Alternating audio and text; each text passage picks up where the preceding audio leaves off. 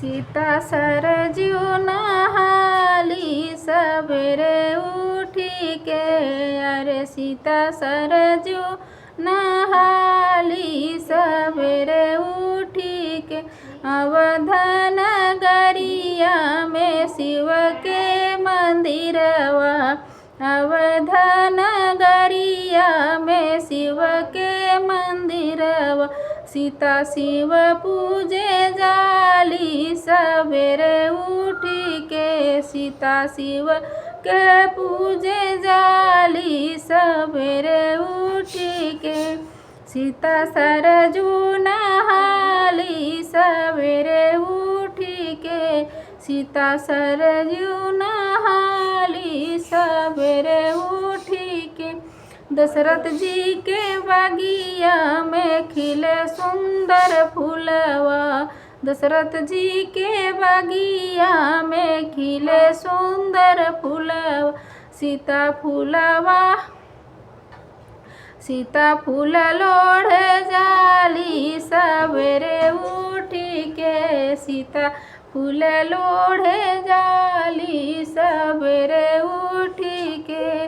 सीता सरजू नहाली सबेरे उठी के। सीता सरजू नहाली सबेरे उठी के। राम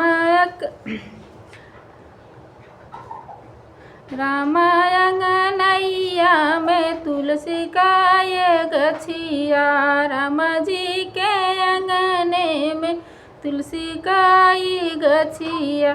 सीता जलवा चढ़ावई सबेरे उठी के। अरे सीता जलवा चढ़ावई सबेरे उठी के। सीता सरजू नहाली सबेरे उठी के। ससुर राजा दशरथ सासु कौशल्या।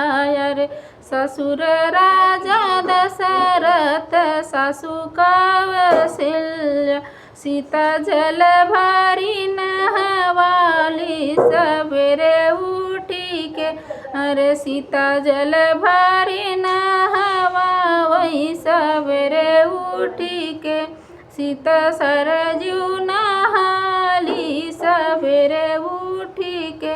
सीता सरयू नहाली सबेरे उठी के। सीता के सुहाग श्री राम रघुरैया। सीता जी के सुहाग श्री राम रघुरैया। राम के चरण पखारे सबेरे उठ के।